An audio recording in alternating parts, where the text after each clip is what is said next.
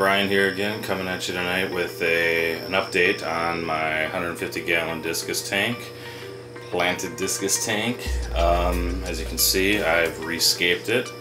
Been kind of working on this slowly over the last handful of weeks, and I'm pretty much done. Pretty much happy with what I've done, as long as things grow out the way I'm hoping. So. Yeah, I'll probably add a little bit more, and including the carpeting, but I'll kind of get into what I've got here right now, and kind of give you guys some close-ups. The Discus are all doing well in here. I haven't added any more Discus. I've started kind of planning a new Scape, and first thing I did was I found out by where we've got a cabin, family cabin, a really nice piece of driftwood that I thought I was going to use in here, and I had some kind of good ideas. I showed a few people pictures of it, and some people gave me some suggestions on what to do with it, blah blah blah. And anyway, I was kind of getting ready to do that and get it soaked and treated and everything, and I ran across this stuff at one of my local fish stores. This African root driftwood. I don't know, there was something about it that I just couldn't pass up, and it was at a really good price. Whoops, just hit the tripod here. I got all this driftwood for, this bunch was 24 and this was 12. So you do the math, whatever.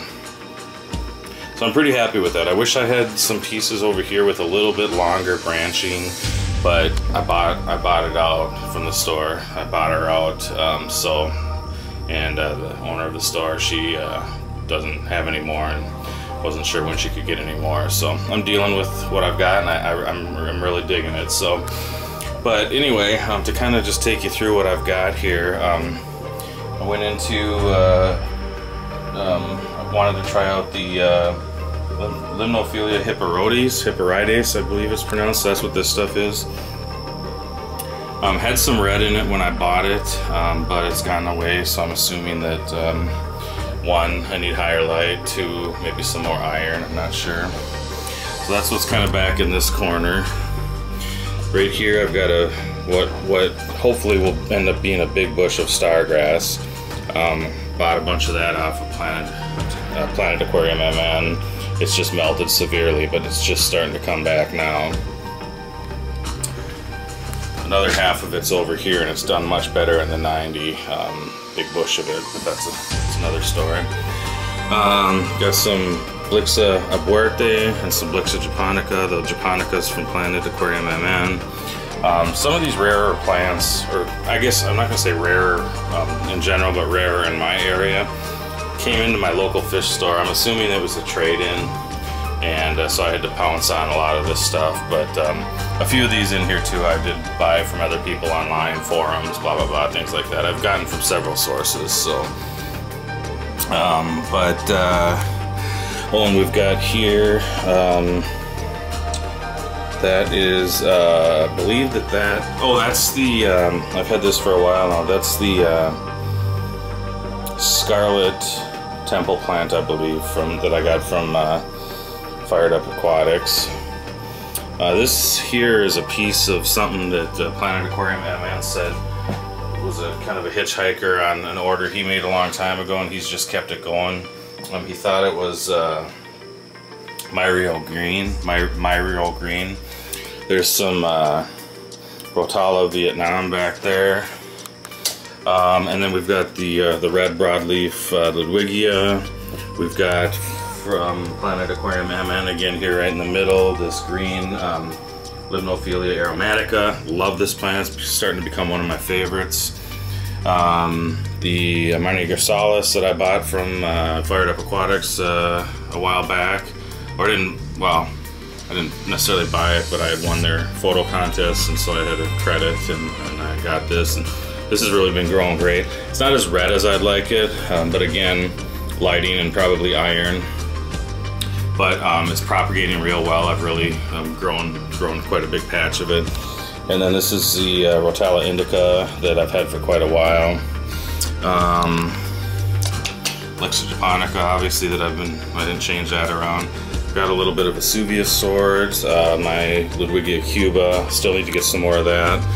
And then, I gotta grab my little piece of paper here, because I always forget the name of this, but this is starting to become one of my favorite plants right here. This is the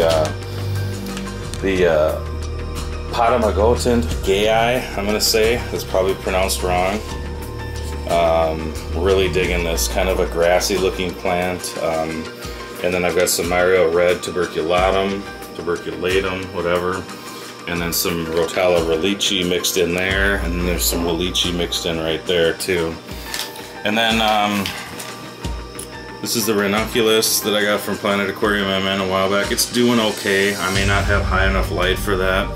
Some Dwarf Sage back there. Some S. Repens from Mr. Honey to You. The one piece of Downhoy that I did have from Mr. Honey didn't make it in this tank. I'm going to try it again when I do the shrimp tank down here.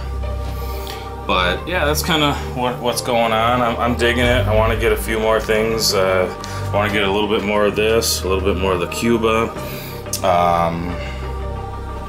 And I'm just going to watch things grow and keep trimming and replanting, propagating, and kind of see what happens. But really digging the way this came out here. So kind of a nice change. Went away from any of the, you know, rooted type plants like the Amazon swords. I sold off all those big Amazon swords I had.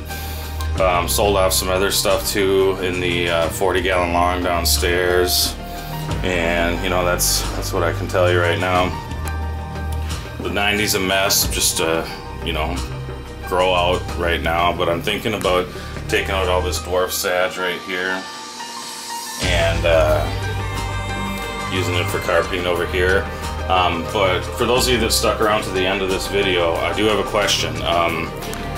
Any ideas, any suggestions of what would be a good carpeting plant to run here? 150-gallon tanks, so you got those, you know, you got a higher tank for, it's going to be harder for light to penetrate.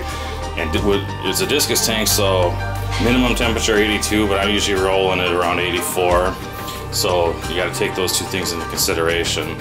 Some people have said pearlweed will make it, you can grow it anywhere. Other people say that pearlweed needs to be grown at a lower temperature. That was one thought. Obviously the dwarf sage grows in here. Somebody said, oh, what was it now? Pygmy chain swords might work. So anybody that has suggestions, even the S. Repens, but yeah, anybody who's got suggestions on something that'll propagate fast, look nice as a carpet. I want to carpet this section over here. I'll probably not carpet this section because I kind of like the way it looks right now. But help me out, guys, with that. Sorry this went so long, but thanks for watching, and take care. We'll talk to you soon.